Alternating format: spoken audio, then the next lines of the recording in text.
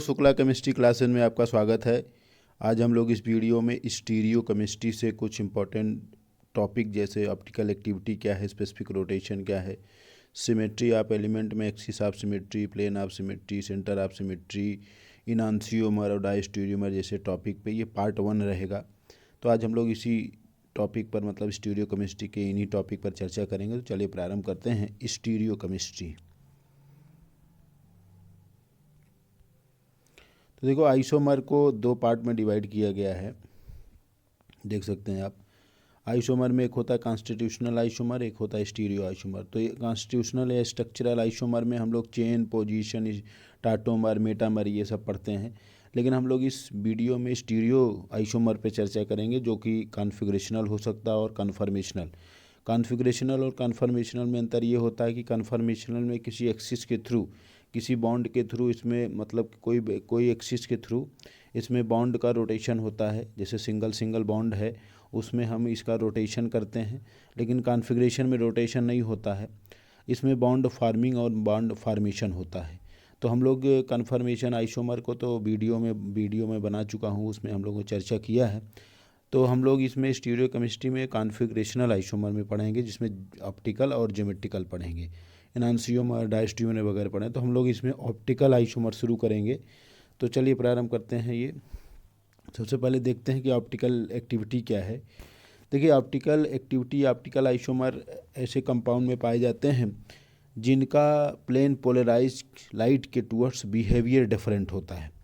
जैसे लिखा है सम सब्सटेंस, लिखा देखिए सम सब्सटेंस, ये लिखा है, आप देख सकते हैं सब सब्सटेंस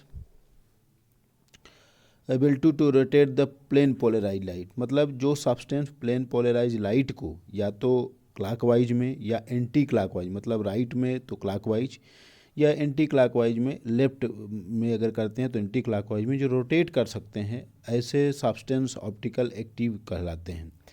तो इनका जो ये सब्सटेंस जो होते हैं, इनका प्लेन पोलराइज लाइट के टूवर्ड्स के प्रति बिहेवियर कैसा होता है, उसी के अंतर्गत ऑप्टिकल एक्टिविटी की चर्चा करते हैं। तो आगे हम लोग देखेंगे कि कैसे ये प्लेन पोलराइज लाइट को क्लॉकवाइज या एंटी क्लॉकवाइज रोटेशन करता है। तो जो ये एंगल ऑफ रोटेशन है वो डिपेंड करता है, पहला नेचर ऑफ सब्सटेंस, दूसरा वेवलेंथ ऑफ लाइट यूज, तीसरा कंसंट्रेशन ऑफ सॉल्यूशन जो कि ग्राम पर सेंटीमीटर क्यूब में, चौथा नेचर ऑफ सॉल्वेंट, पांचवा length of path through which polarise light passes, और छठवां है temperature at which the measurement are made. अब हम लोग यहाँ एक प्रयोग देखते हैं, एक्सपेरिमेंट देखते हैं कि अगर हम लोग किसी भी ऑर्डिनरी लाइट को निकोल प्रिज्म से पास कराते हैं, तो ये पोलराइज लाइट जो है, अगर ये किसी भी ऑर्गेनिक कंपाउंड से होकर पास कराया जाए, और ये ऑर्गेनिक कंपाउंड अगर इस लाइट को, ये जो पोलराइज लाइट है, अगर इसको क्लॉकवाइज में रोटेट कर देगा, तो हम इसको डेक्स्ट्रो बोलते हैं, डी से या प्लस डी से रिप्रेजेंट करते हैं। और अगर ये जो ऑर्गेनिक कंपाउंड हमारा है, अगर इस लाइट को लेफ्ट में या एंटी क्लॉकवाइज में रोटेट कर देगा, तो हम इसको लीवियो बोलते हैं।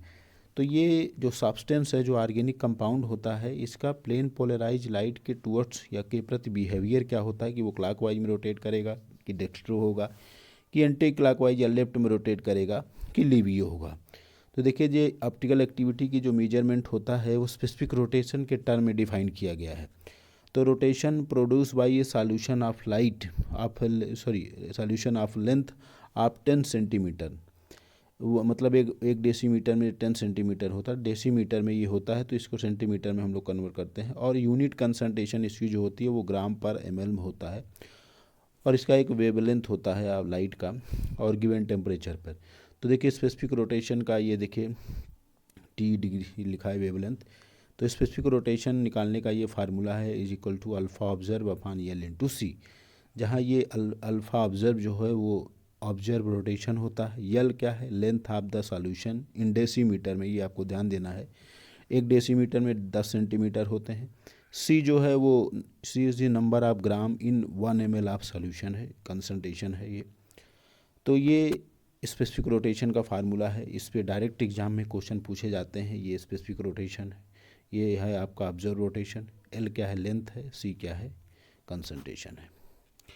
तो ये जो ऑर्गेनिक कंपाउंड जो हमें देखना है कि ऑप्टिकल एक्टिव है कि नहीं है, तो इनका जो प्लेन पोलराइज लाइट है, जो आप लाइट देख सकते हो, ये जो प्लेन पोलराइज लाइट है, इसके प्रति बिहेवियर कैसा होता है कि ये इस लाइट को, जो ऑर्गेनिक कंपाउंड हमें देखना है कि ऑप्टिकल एक्टिव है कि नहीं है, कि लाइट को क्लॉकवाइज में रोटेट करेगा या एंटी क्लॉकवाइज में, उसी को हम लोग बोलते हैं डेक्स्ट्रो और लीवियो। तो देखिए अभी यहाँ पे कुछ ऑब्जर्वेशन है कि ऑप्टिकल एक्टिविटी को ऑर्गेनिक कंपाउंड को 3 पार्ट में डिवाइड किया गया कि the optical isomer which rotate the plane polarise light to left. अगर ये जो आप देख रहे हैं एक्सपेरिमेंट में आपने देखा ना कि अगर ये जो ऑर्गेनिक कंपाउंड है, अगर इस प्लेन पोलराइज लाइट को लेफ्ट में रोटेट करेगा तो हम इसको लीवियो बोलते हैं। अगर ये राइट साइड में करेगा तो इसको डेक्स्ट्रो बोलते हैं, या डी से रिप्रेजेंट करते हैं, लीवियो को एल से। अगर वो किसी भी डायरेक्शन में नहीं रोटेट कर पाता है तो वो ऑप्टिकली इनएक्टिव कहलाता है। तो वही हम लोग 3 पॉइंट देखिए यहाँ पे लिखा गया है कि अगर वो ऑप्टिकल आइसोमर जो कि प्लेन पोलराइज लाइट को एंटी क्लॉकवाइज में रोटेट करेगा उसको हम लीवियो बोलेंगे, या उसको हम एल, लैटिन लीवियो मतलब लेफ्ट होता है या एल फॉर्म होता है, या निगेटिव भी से, निगेटिव साइन से -L। और ऐसे ऑप्टिकल आइसोमर जो कि प्लेन पोलराइज लाइट को डेक्स्ट्रो क्लॉकवाइज में या राइट साइड में, तो उसको डेक्स्ट्रो मतलब राइट होता है, इसे +D फॉर्म से रिप्रेजेंट करते हैं। तीसरा है कि ऐसे optical isomer of the above 2 isomer equal in magnitude but opposite in sign. और एक इम्पॉर्टेंट पॉइंट यहाँ भी है कि an equimolar mixture of 2 form therefore will be optically inactive. तो जो इक्विमोलर मिक्सचर होते हैं जिन्हें हम रेसमिक मिक्सचर बोलते हैं, वो ऑप्टिकली इनएक्टिव होते हैं due to the internal compensation. तो ये due to the external compensation के कारण ये ऑप्टिकली इनएक्टिव होते हैं। जैसे एसिटिक एसिड है, टार्टरिक एसिड, मैलिक एसिड है, एमाइल एल्कोहल है, glucose, sucrose, butanol 2R, some of organic compound which show optical isomer. तो कुछ ऐसे कंपाउंड है जो कि ऑप्टिकल आइसोमर शो करते हैं। तो आप देख सकते हैं, तो जो ये कंपाउंड होते हैं ऑर्गेनिक कंपाउंड, उनका प्लेन पोलराइज लाइट के टूवर्ड्स बिहेवियर क्या है। तो अगर वो क्लॉकवाइज में रोटेट करेंगे तो उसको हम डेक्स्ट्रो बोलेंगे या +D बोलेंगे, एंटी क्लॉकवाइज में या लेफ्ट करेंगे तो हम लीवियो और एल -L फॉर्म बोलेंगे। और एक रेसमिक मिक्सचर हमने बताया कि रेसमिक मिक्सचर क्या होता है, जिसमें इक्विवेलेंट मिक्सचर को मिक्स कर दिया जाता है लेकिन वो ऑप्टिकली इनएक्टिव होता है। अब हम लोग यहाँ पे ये देखेंगे कि कौन कौन से ऑप्टिकली एक्टिव होते हैं। तो देखिए 2 कंडीशन ऑप्टिकल एक्टिव के रिक्वायरमेंट होता है। तो कि पहला उसके पास कायरल कार्बन होना चाहिए। कायरल कार्बन मतलब उस कार्बन से लगे हुए चारों ग्रुप A, B, C और D, चारों ग्रुप डिफरेंट होने चाहिए। पहला कंडीशन ये है कि वो उसके पास कम से कम कायरल कार्बन होना चाहिए। और दूसरा कंडीशन ये है कि उसमें ये जो 3 प्रकार की, आगे सिमेट्री की बात करेंगे, सिमेट्री ऑफ एलिमेंट, वो उसमें एब्सेंट होना चाहिए, क्योंकि अगर वो सिमेट्री पाई जाएगी तो ऐसे मॉलिक्यूल ऑप्टिकली इनएक्टिव होते हैं। तो पहला इसमें आप देख सकते हैं ये है एक्सिस ऑफ सिमेट्री।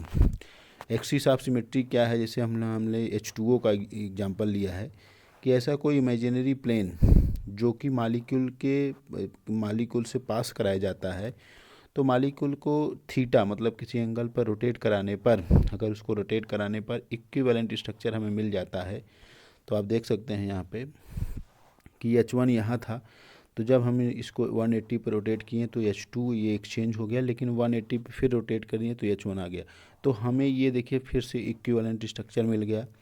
तो इसको हम कैसे करेंगे, तो देखिए 360/180 ये ऑर्डर ऑफ एक्सिस है। तो 360/180 किए तो मतलब इसके 2 बार रोटेशन हमने किया, तो इसको C2 रोटेशन बोलते हैं। तो ये ये 2 बार हमने रोटेशन किया एक्सिस ऑफ सिमेट्री, तो एक्सिस ऑफ सिमेट्री को पास करके या इंटरचेंज करके इसको हम कर सकते हैं। तो वाटर में जो है, वाटर का उदाहरण हमने दिया, तो यहाँ पे C2 एक्सिस पाया जाता है। तो C2 एक्सिस क्या है, तो आपने देखा कि कैसे किसी भी इमेजिनरी एक्सिस के थ्रू इसका रोटेशन हुआ है। अगर वो इक्विवेलेंट स्ट्रक्चर मिल जाता है तो यहाँ पे हुआ क्या है, तो देखिए यहाँ पे हुआ क्या है कि इसको हमने रोटेट कराया, फिर प्लेन लगाया, एक दूसरे में रिफ्लेक्ट कर रहे हैं, फिर 180 पे हमें इक्विवेलेंट स्ट्रक्चर मिल गया। तो ऐसे मॉलिक्यूल में हम कह सकते हैं कि इसमें एक्सिस ऑफ सिमेट्री पाई जाती है। जैसे अमोनिया में अगर देखें तो अमोनिया में हमारा C3 एक्सिस पाया जाता है। तो अगर एक्सिस ऑफ सिमेट्री है तो वो ऑप्टिकली इनएक्टिव होता है। दूसरा प्लेन ऑफ सिमेट्री है। प्लेन ऑफ सिमेट्री क्या है कि जो देखिए मालिक्यूल के जो बीचों बीच हमने प्लेन लगाया है, ये जो प्लेन लगाया है, या इसको दर्पण भी कह सकते हैं, जो प्लेन लगाने पर अगर जो ऊपर है वही चीज़ नीचे है, मतलब ये जो प्लेन है अगर ये मालिक्यूल को दो बराबर भागों में डिवाइड कर देता है बाइसेक्ट करने पर, ये देखिए, तो एच के ऊपर एच, सी एल के ऊपर C L, C H three के ऊपर सी एच थ्री, तो ऐसा कोई इमेजिनरी प्लेन जो मालिक्यूल को दो इक्वल हाफ में, मतलब आधे आधे पार्ट में डिवाइड कर देता है और वो एक दूसरे के मिरर इमेज भी होते हैं, ऐसे प्लेन को हम बोलते हैं प्लेन ऑफ सिमेट्री। तो आप देख सकते हैं ये कंपाउंड, ये मालिक्यूल जो आपको दिख रहे हैं, ये हमने प्लेन लगाया तो ये देखिए कायरल तो हैं, लेकिन ये जो प्लेन ऑफ सिमेट्री उसके कारण ये मीजो कंपाउंड होते हैं। एक प्लेन देखिए यहाँ से लग रहा है, ये भी प्लेन ऑफ सिमेट्री है।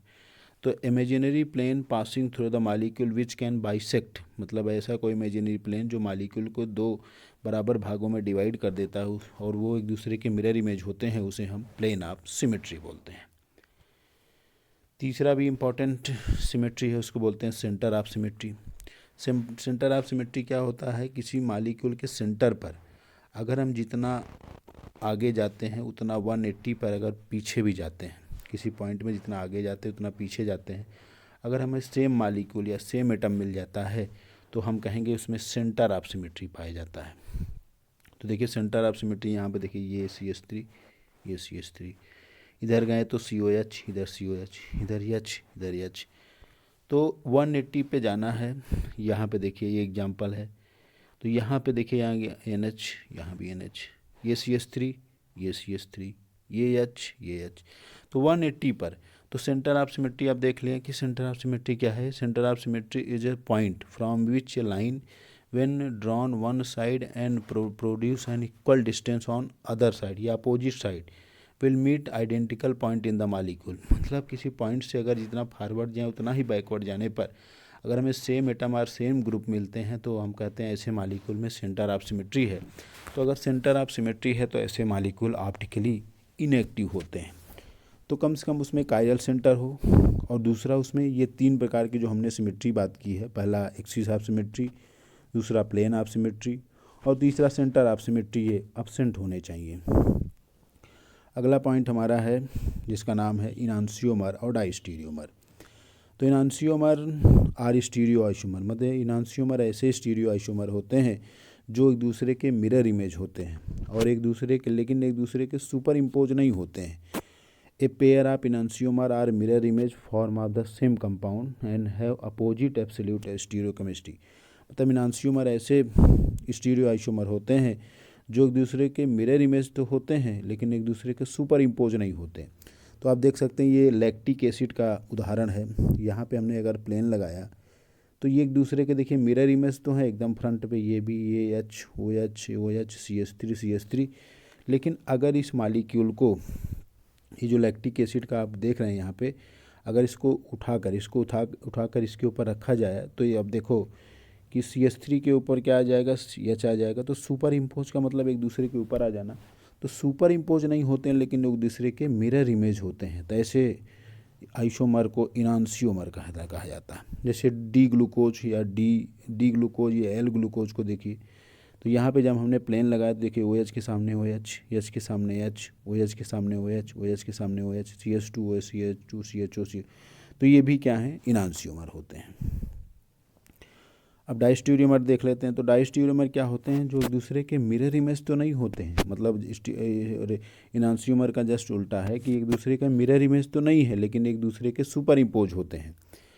तो ये दो डाइस्टीरियोमर जो होते हैं वो डिफरेंट कंपाउंड होते हैं and have different relative stereochemistry, और इनका जो डिफरेंट रिलेटिव स्टीरियोकेमिस्ट्री होता है। तो आप देख सकते हैं यहाँ पे ये आपके हैं। तो ये जो दोनों कंपाउंड है एक दूसरे के डाइस्टीरियोमर हैं। और एक इम्पॉर्टेंट पॉइंट है कि डाइस्टीरियोमर कायरल में भी ये कायरल, मतलब have a plane of symmetry are they may have chiral, मतलब ये इनके पास ये कायरल भी हो सकते हैं और ए कायरल भी हो सकते हैं।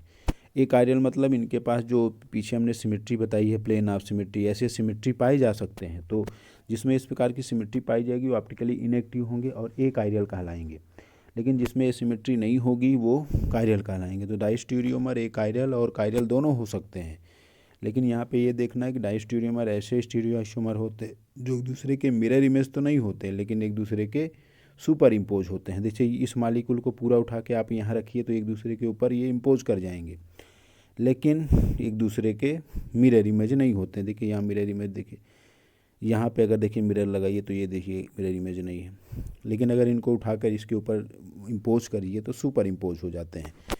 तो ये डायस्टीरियोमर कंपाउंड एक बार फिर से देख सकते हैं कि ऐसे स्टीरियोआइसोमर जो एक दूसरे के मिरर इमेज तो नहीं होते, लेकिन एक दूसरे के सुपर इम्पोज होते हैं। और इनांसियोमर ऐसे कंपाउंड होते हैं जो एक दूसरे का मिरर इमेज होते हैं, लेकिन एक दूसरे के सुपर इम्पोज नहीं होते हैं। तो आज हम लोगों ने इस वीडियो में स्टीरियोकेमिस्ट्री का ये पार्ट 1 है, जिसमें ऑप्टिकल एक्टिविटी, स्पेसिफिक रोटेशंस, 3 प्रकार की symmetry, axis of symmetry, plane of symmetry, centre of symmetry, enantiomer क्या है, डायस्टीरियोमर, उसको हम लोग पार्ट 2 में भी इनांसियोमर डायस्टीरियोमर के बारे में चर्चा करेंगे। तो शुक्ला केमिस्ट्री क्लासेस को लाइक कीजिए, शेयर कीजिए और सब्सक्राइब कीजिए। धन्यवाद।